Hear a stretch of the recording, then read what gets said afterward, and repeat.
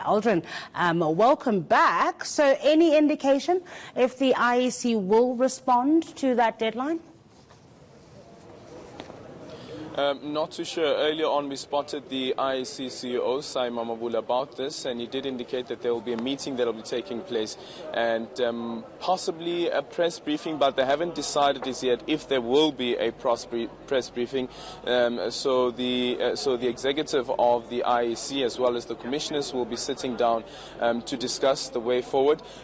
Those accusations by these 27 political parties still remain. Those parties said that they will be meeting at this hour to decide what the way forward is.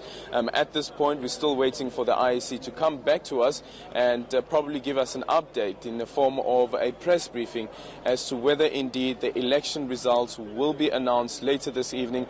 But as per the media advisory that was sent out this morning, all indications are that the results will be announced later on this evening, just after 6 o'clock.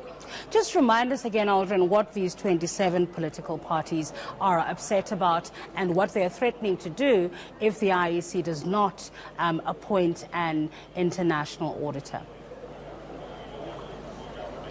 Well, one of the biggest gripes that the party has is the issue around people being able to vote more than once. Yesterday, we heard from the police commissioner around people who have been arrested for attempting to vote more than once, and two people who claim to have voted more than once. When the commissioner also saying that they have found VEC forms. So this is the Section 24 form that you fill in when you vote at a voting station where you are not registered at. They are saying that based on that then means that there must have been people who have been able to vote more than once. And this also relates, of course, to the indelible ink that we have been told about. And it turned out that the indelible ink is not as indelible, at least with the experiences of some people that we've seen on social media since Wednesday, people being able to wash the ink off. Yesterday as well, we heard from the IEC that the investigation is still underway with regards to the concentration of the indelible ink and how strong this indelible ink is, and not removable, because there are people who have said that they have been able to remove the ink immediately after casting their vote. Some even saying that as soon as you do your dishes, the ink is gone. Now, watching very closely, of course, the very final tally, and Gauteng has been too close to call, but it looks like the ANC for so far has managed to just tip over that 50% mark. Yes, certainly, by 0.14% at this moment.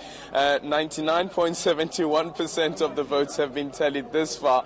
I actually tweeted a picture of a little kitten trying to claw back as the ANC hangs on trying to make sure that it doesn't lose Gauteng and trying to make sure that it doesn't find itself in a situation where it have to go into coalition talks with any of the political parties that have secured seats in the Gauteng legislature. So any moment from now, we could hear from the IEC as well as on the IEC app. So if you do have the IEC app, you can go onto it, check what's happening in Gauteng. If you don't have it, go onto your Play Store, download the app and watch. I've been refreshing this thing every 5 seconds, trying to see what the latest is with regards to this.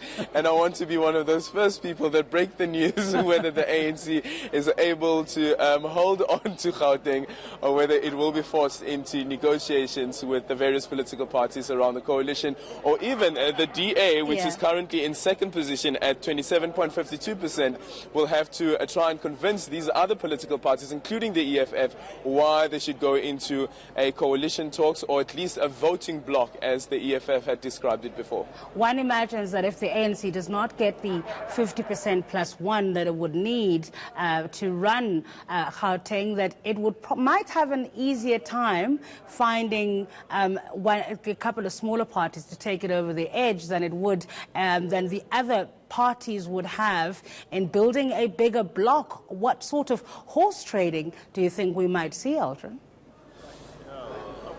Well, if you look at the seats at the moment, and because the seats in a provincial legislature are way more than the seats that you have at a national legislature, currently the ratio stands, the threshold stands at around 43,000 votes at a national level to secure a seat, because there are 400 seats in the National Assembly.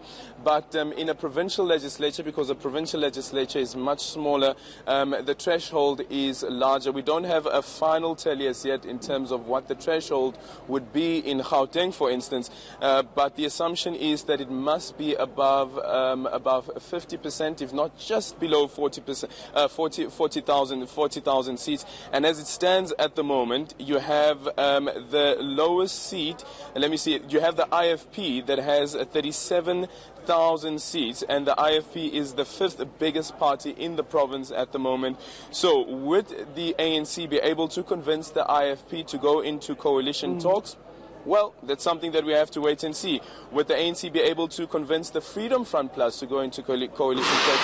But there could be a possibility of the EFF saying, actually, let's go into these coalition talks. But as I've indicated earlier on, that one of those conditions that the EFF has put in place is that once they go into coalition talks with whichever political party it is, they want to make sure that the city of Tshwane will become the metro that the EFF governs post these elections and have the negotiations in June.